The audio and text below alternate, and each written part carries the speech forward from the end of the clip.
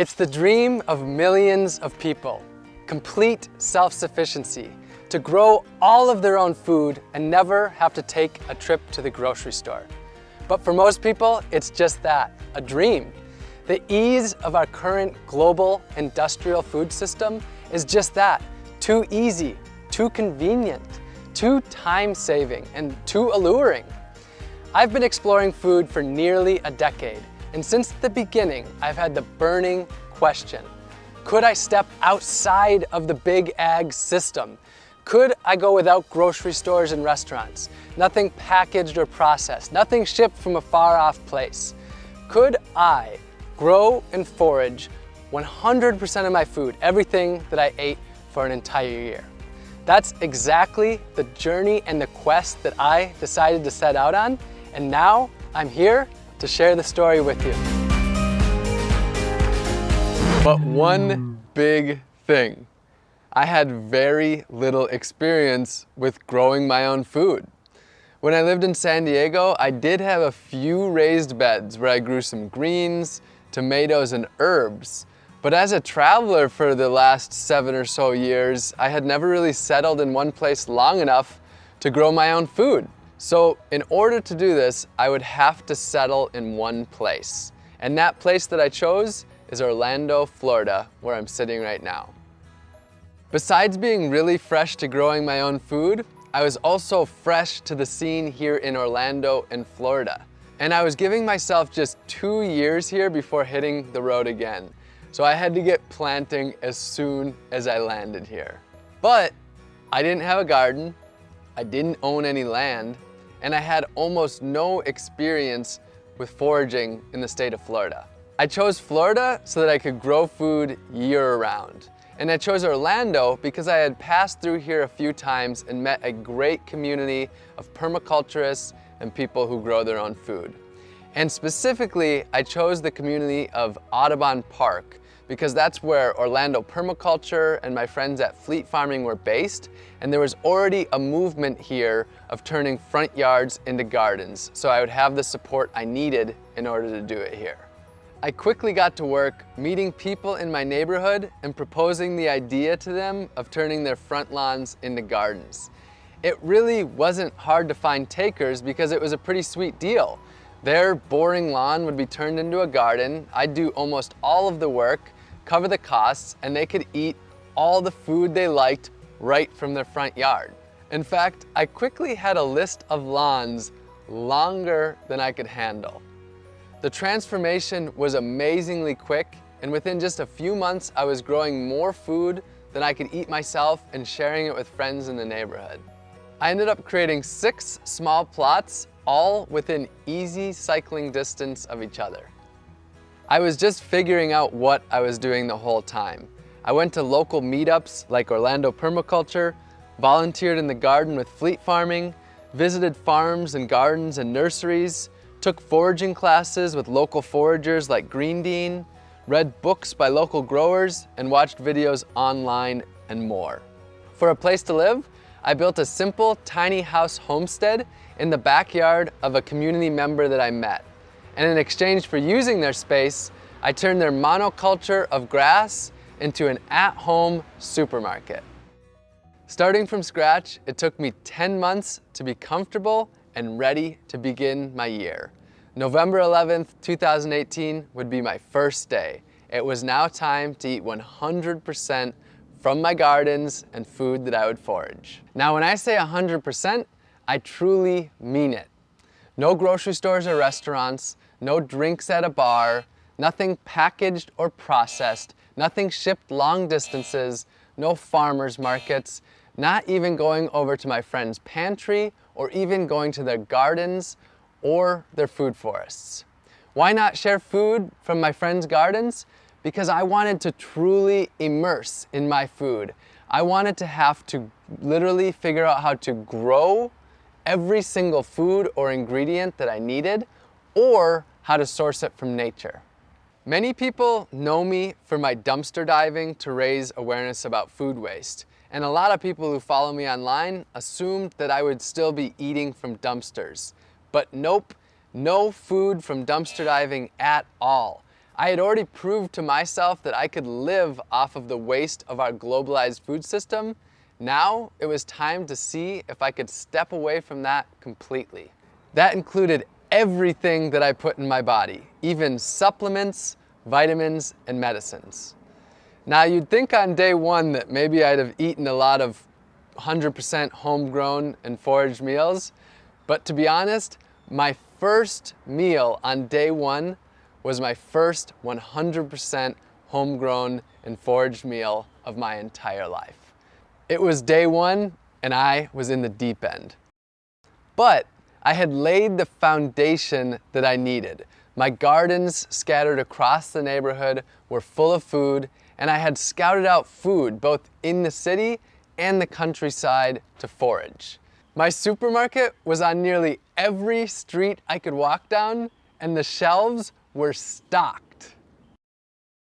Over the last 365 days, I grew and harvested over 100 different foods from my gardens and foraged over 200 different foods from nature. That's a new species for almost every single day of the year. I grew a dozen different greens packed with nutrients: moringa, katuk, chaya, purslane, collards, kale, and perennial spinaches, just to name a few.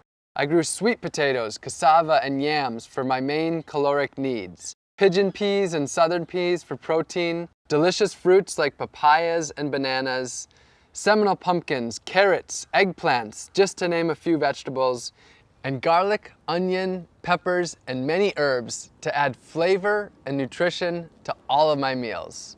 And I raised bees for honey to satisfy my sweet tooth, which, believe me, I do have quite the sweet tooth. All of the bees that I stewarded were rescued with my friend Dennis the Bee Guy from locations where people didn't want them living, such as in the side of their homes. I harvested giant wild yams from the woods, picked coconuts to make coconut milk, butter, and coconut curries, foraged from fruit trees in the wild, growing in public parks, and in the city with the bounty of fruit falling onto the sidewalks. And of course, wild bananas too. I caught fish from the oceans, lakes, and rivers, and even harvested deer that had been hit by cars during my visit to Wisconsin. I harvested over 20 species of mushrooms in the woods, picked nutritious plants that people call weeds that they walk by unknowingly or even constantly battle with in their yards and gardens. My caffeine came from the native Yaupon holly tree that I made a tea from, and I even harvested my own sea salt from the ocean by collecting the water, boiling it down in a pot until I was left with just the sea salt for my meals. I grew and foraged all of my own medicine and vitamins too. I grew fresh turmeric and ginger in my gardens, foraged elderberries from the wild, I harvested reishi mushrooms and herbal teas, and grew moringa, also known as the vitamin tree, to make an easy to travel with multivitamin powder. But most importantly, my food was my medicine. It's a different way of thinking for most people, but even the weeds that grow just outside of our doorstep are some of the most nutritionally and medicinally dense plants on Earth. For the last year, nature has been my garden, my pantry, and my pharmacy. With the seasons, my foods varied greatly. I cooked up dozens of different healthy meals, fermented foods like sauerkraut with my homegrown cabbage and herbs, and fermented delicious beverages like honey wine and ginger beer, and whipped up delicious desserts and ate the healthiest food of my entire life. This was food that I could feel truly good about eating. It was all local, all natural, and all organic. I made it through the entire year without using a single pesticide. Now sure, I had my problems with pests, like when the cucumber worms decided to attack my Seminole pumpkins. But when I was growing over 100 different foods, if the pests were attacking 4 or 5 of them, I still had 95 other foods that I could eat. Just as importantly though, I chose to grow the plants that thrive in this environment.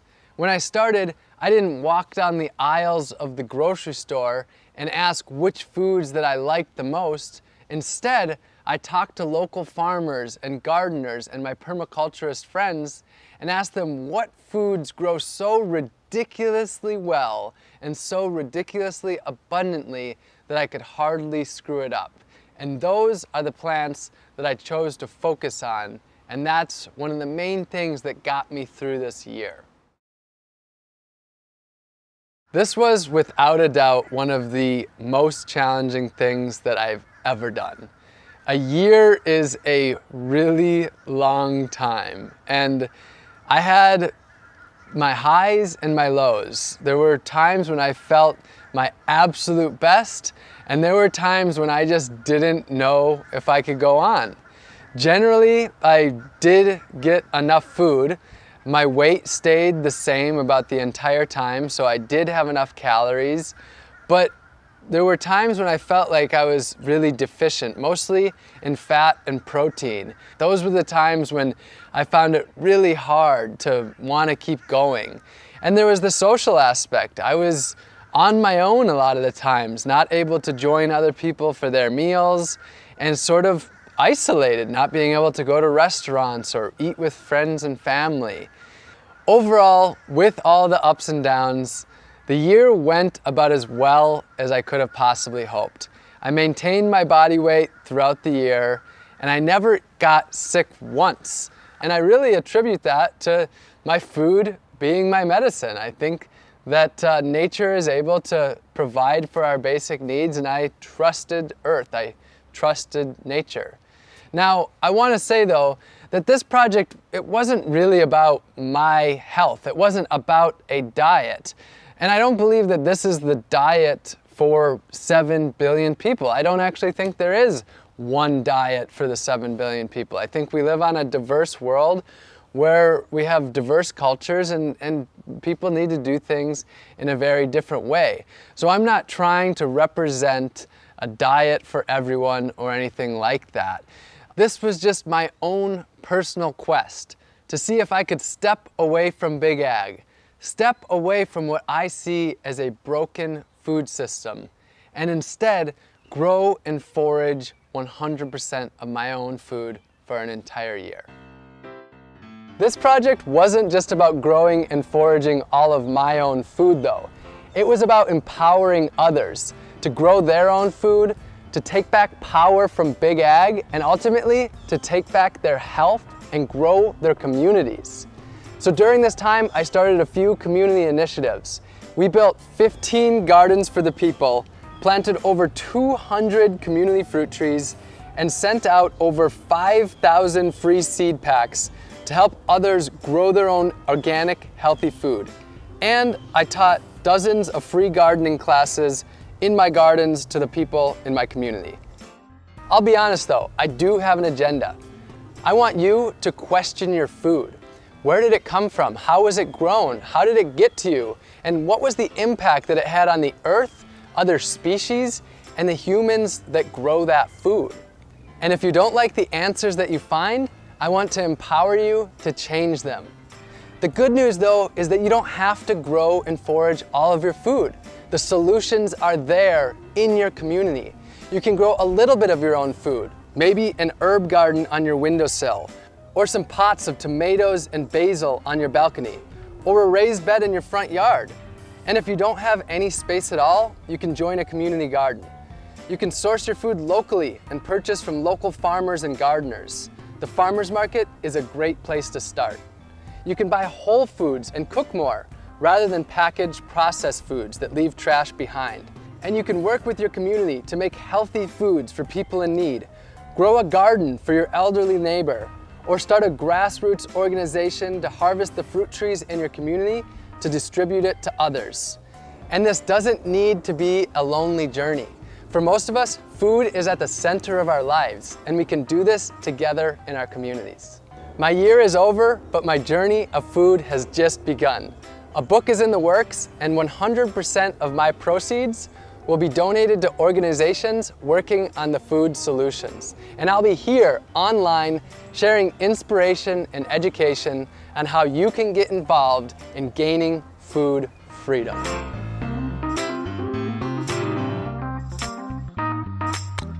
My mouth is cold now. My own medicine and vitamins too.